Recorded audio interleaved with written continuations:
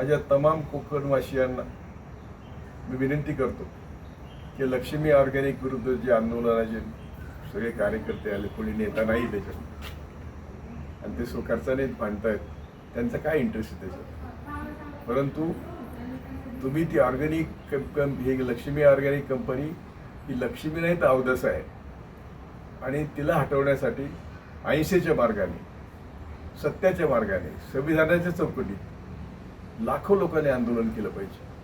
खरं म्हणजे मी कोकणात आंदोलनं केली तुम्हाला माहिती आहे, पण मी आता 85 वर्षाचा आहे, तेव्हा मला येता येणार नाही.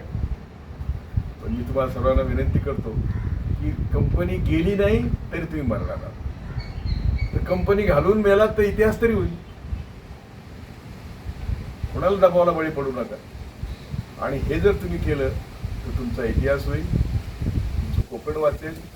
लोटे परशुराम मधल्या सगळ्या कंपन्या घालवल्या पाहिजेत, आणि त्यात काय वावगं नाही. ते म्हणतात विकास विकास, हा विकास नाही, हा सगळं कोकण भकास करण्याचा मार्ग आहे. आणि सगळे नेते लबाड आहेत, त्यांना या कंपन्या भरपूर पैसे देतात आणि त्यातून हे उभं राहतं.